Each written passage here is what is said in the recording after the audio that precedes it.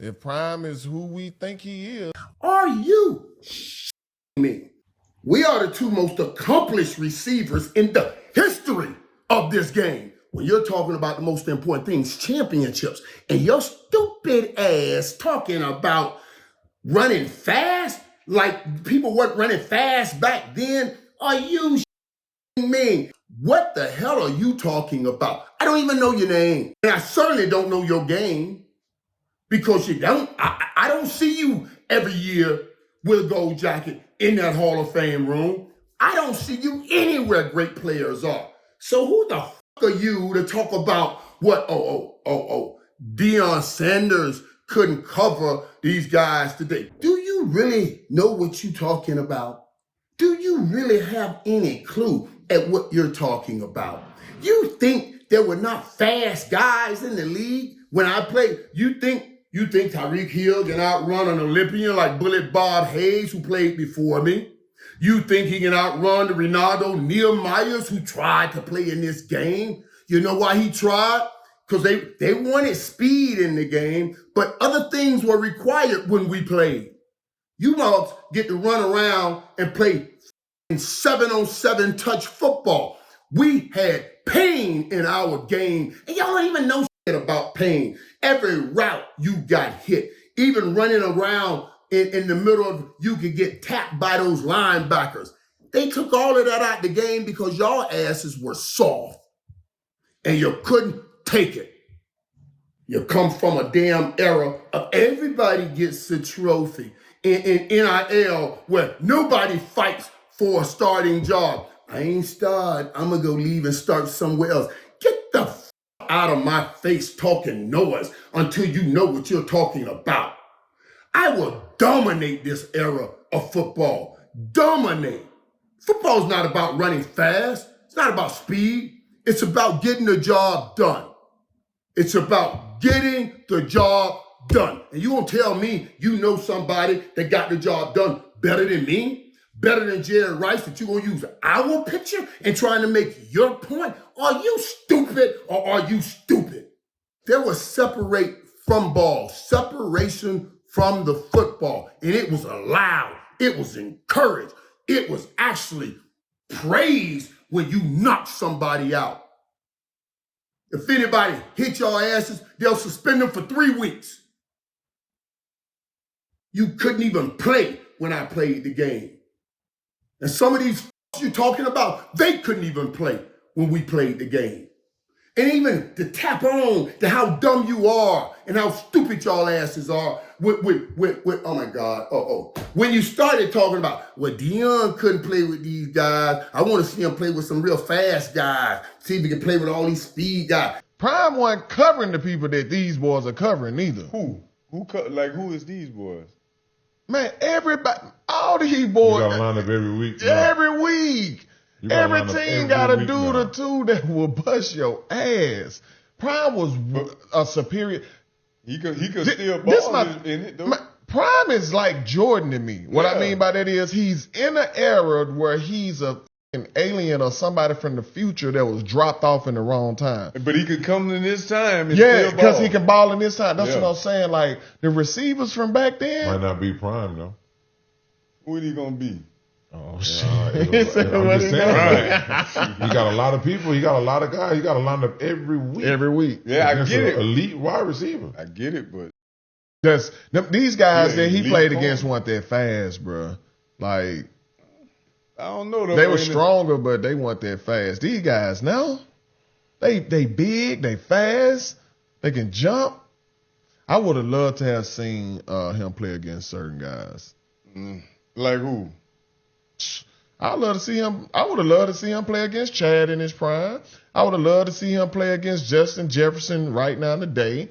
You know, all these different guys. I would love to see him cover Tyreek. Yeah. You know, just to see what would happen. If Prime is who we think he is, but you can't fault a man for playing in the era that they play. You got to dominate. Yeah. And then the first two examples you bring up was Chad Johnson and Justin Jefferson, who are not fast guys. I don't mind you being stupid. I don't mind you being dumb. I don't mind you not knowing what the you talking about? But keep my name out your mouth when you don't know what you're talking about. Keep my name and my image. Don't try to shit on my work when I won championships on every level. On every level. When they can knock out. I call passes in the midst of pain. Y'all don't do that. Y'all ain't never had to do that. So shut the hell up. You or none of these could play and do the things I did. So shut the hell up. I won championships. That means I went in and made plays where pain lived. Y'all can't do that. Dude, I'll catch 200 passes in today's game. Literally 200 passes a year. A year. I ain't never catch a pass behind the line of scrimmage in my whole career. All my passes were up the field in the midst of pain. And I caught them anyway. And I caught them every day, and I caught them every kind of way. And the bigger the game, the bigger I played. So I don't care that you stupid. I don't care that your ass is ignorant. And I don't care that you don't know what the hell you're talking about. But don't use my image. Don't use my image. Don't use my image. And don't use Jerry Rice's image. Use somebody else. I don't know if you did it or your producers, but whoever did it, on y'all. That was Michael Irvin going off. He caught wind of the Facts Over Feelings podcast, hosted by former New York Giant running back and two-time Super Bowl champion Brandon Jacobs, former all-time SWAC linebacker Ronald Rock Dillon, and Bayou Boy Entertainment CEO Jamal Fletcher. They have a podcast that they've been running for a while that they talk about, of course, football. You know, they've got a history of football, but we got to respect our legends, right? This is something of a larger discussion because Brandon Jacobs he played a while ago, you know what I mean? So I see why he isn't the one saying this. I'm trying to figure out who this guy is right here. He's going to let you know how he feels, right? So Michael Irvin played, like he said, he played through pain. That game was nasty, man. There was blood all over the uniforms, like the speed. And I think it gets misconstrued, because this happens a lot in other sports and other generational conversations, especially in basketball when they talk about LeBron versus Michael Jordan. You don't know what was going on then. You just assume that things were softer then for some reason. You just assume people weren't as fast as they were. But I'm going to tell you, Deion Sanders was elite speed for even today. I'm really confused on how y'all didn't understand that. I'm really shocked. Deion Sanders ran a 4.2740. In the 1989 NFL Scouting Combine, Deion Sanders ran a 4.27 and a 4.29. So we can't say there wasn't speed in the game back then, especially for the people that you named. Michael Irvin ran a 4.52. And make no mistake about it, there are some freaks in the league right now. There are some 6'5" wide receivers, 6'4" wide receivers, all muscle. You know what I'm saying? Yeah. So, but to say that there's some difference and that these guys were getting these stats because the league was somehow easier is being dishonest. Because Michael Irvin brought it up. He's like, the league is much more softer now. There are guys who don't even wear leg pads like you needed to back in the day because people were taking knees out. And your leg was prone to injury, right? And getting hit across the middle, you know what I'm saying? You talk about the concussions that these players played through because science and technology hadn't caught up yet, and medical technology hadn't caught up. So they didn't know that playing with concussion wasn't just being tough, that it was really causing more damage to your brain. And this is something this guy Ronald Dillon doesn't quite get. I'm sure now that Michael Irvin has addressed him directly, he's going to do his research and understand. But the point remains, these guys were elite athletes in that time and it took skill to do what they were doing. You know what I'm saying? So that's why I don't know what it is generationally, but recently people can't seem to respect what came before them. They just assume what is now is the best that it's ever been, when like it was a different type of game back then. Like you had to play a different type of game. So, you know, though these guys might be able to do these routes or whatever, they're still not breaking the records that Michael Irvin's generation put up. You know, Jerry Rice, oh man, Jerry Rice, Art Monk, Gary Clark, all my favorite players, you know, people that made me want to be a wide receiver, you know what I mean? Made me get into my high school game and decide to play that position because of the finesse and the skill that it took to be those technicians.